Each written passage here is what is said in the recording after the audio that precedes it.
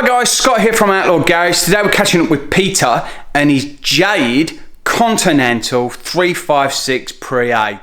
This is a beautiful colour. So here we are, we're out and about today. This is a September 55 Continental Pre A in a jade green.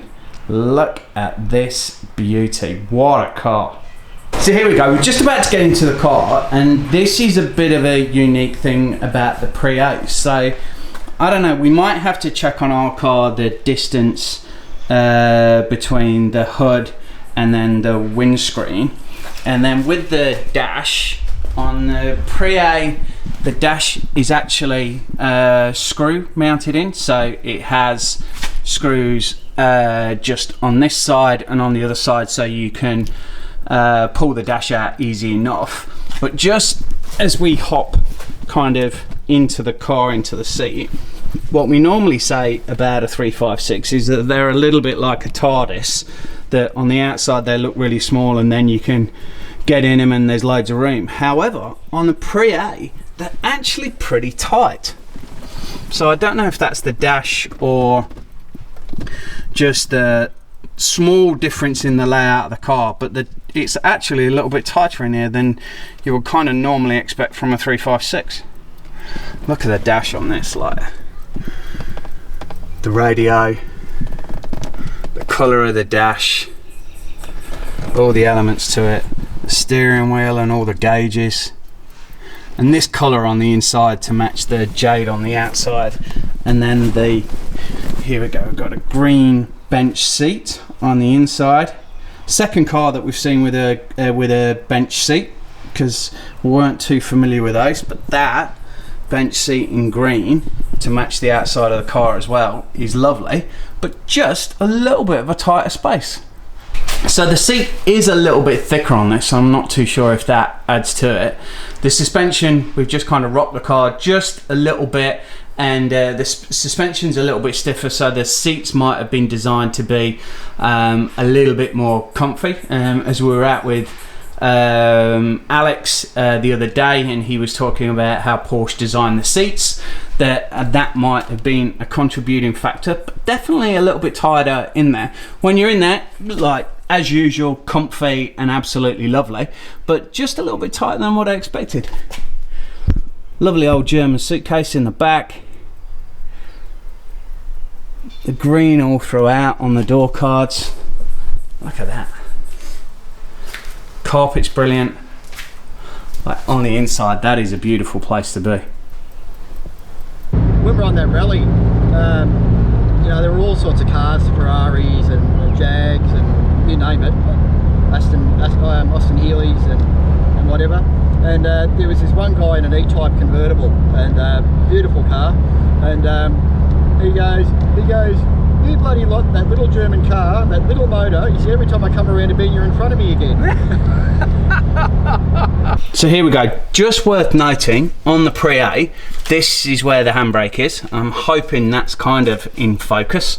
So that is the same as the 550 Spider handbrake. It's just that it's mounted horizontally to the front of the steering wheel instead of by the side of you, so that's down there, but same setup and actually same assembly. So a couple of other things while we're down here. So the tunnel on a Pre A is different obviously to our 356B. The tunnel's a lot flatter and has a different kind of mechanism to connect to the gearbox. The other part is, because this is a bench seat, it has the knob down here for you to be able to adjust the seat. I don't know if we can kind of pick it up, so let's see if we can, but it has a bar, which I'm kind of hoping we can see, which then disconnects the other side so that you can then move the whole bench seat as one assembly when you want to go forward. So I guess having a passenger in might be a good idea while you do that, so everybody can do the bum shuffle at the same time, I would have thought. Shuffle forward, shuffle backwards. We were just talking a minute ago as well on the Pre A, under here as well. So let's have another bit of a look.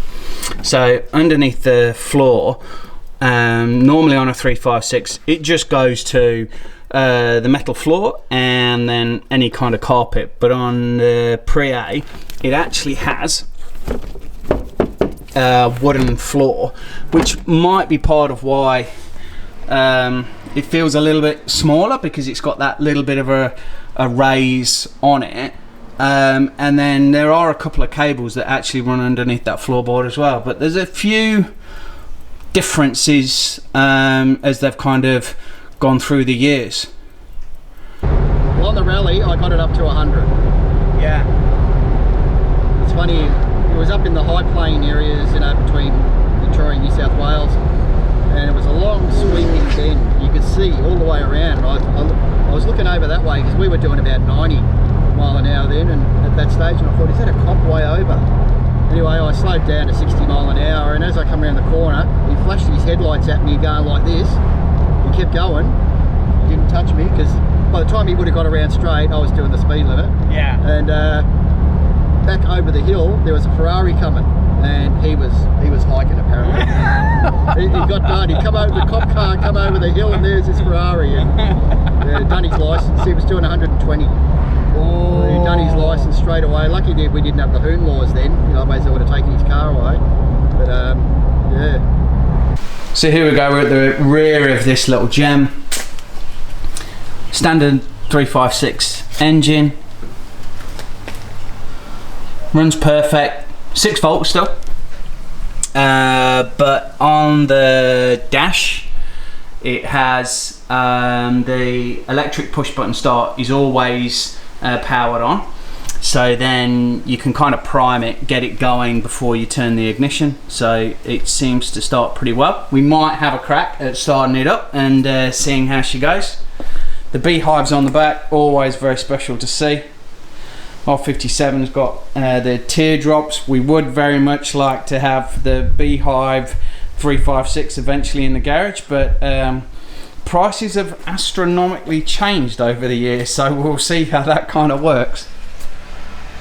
So okay, we are going through the in-depths and a lot of the work underneath the dash of this Pre A today, so which is fun to learn all the different bits. So obviously on a 356, this button here is how we pull for the hood at the front to be able to be lifted. However, here on both the passenger side and on the driver's side over the other side there, there's an additional lever button to be pulled, and this lets additional air into the car, as there's vents behind the pillar cover here, and that actually lets additional air in. So these Pre A's are very different to, you know, what you would call a, you know, A or B or standard 356.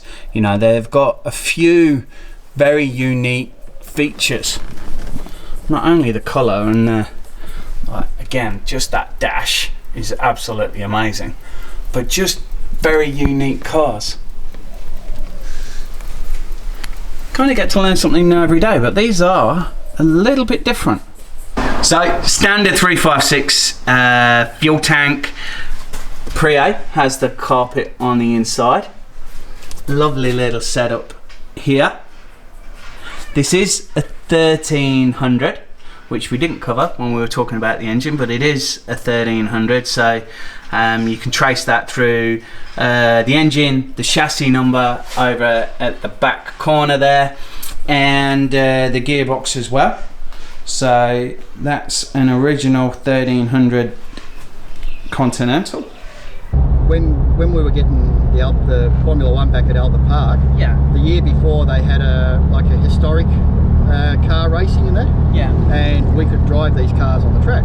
And I come around the corner onto the straight, and because, you know, these cars like to drift. Yeah. The old cross-ply type tyres, and this guy was standing there on the corner, and he took a photo of me coming around sideways. Awesome photo. He said, He said, you've been so hard to find. He said, I've got this awesome photo, and he said, I thought you'd love it. And he was talking to other people, and have you seen this car before? And then he finally found someone who knew us. That's awesome. But yeah, well, I'm coming around the thing, and I had the wheels turn, you know, to opposite. To control the car, but it was awesome photo. So we've just been discussing an interesting story about the Continental strip. So the car originally only had it on one side, and had it, as it's been repainted, it hadn't had the Continental put on this other side. And probably back in the day, no internet, hard to find out how to put these things back on in exactly the right space, because you want to measure it up, masking tape it up, make sure that it's all spot on. So the guys put it on, masking taped it up, measured it all up, held the drill with bated breath as they were going to do the first drill, and as they drilled the hole, it literally went through the original hole that was there when the Continental strip was on. So how about that for measurement? So we're going to give her a start and roll her out into the sunlight a little bit.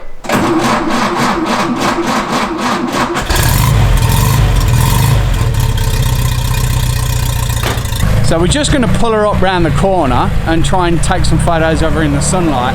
Look at that for a gem. Does remind us of JP's car, the 993 Turbo in the Jade as well. Look at her there. That 1300 sounds absolutely amazing as well. The tone on the exhaust is brilliant. So we're walking over, trying not to get run over as well. Look at her sat there. So this should be about perfect. We're going to get it here, see how the lines of the road kind of go. Oh, that's perfect.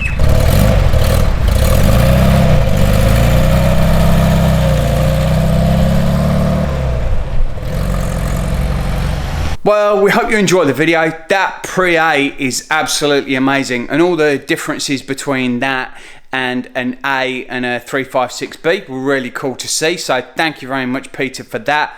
Loads more air-cooled VW, Porsche, classic car content coming to the channel. So stay tuned. Please give the video a massive thumbs up and subscribe, and we'll see you later, guys. Bye.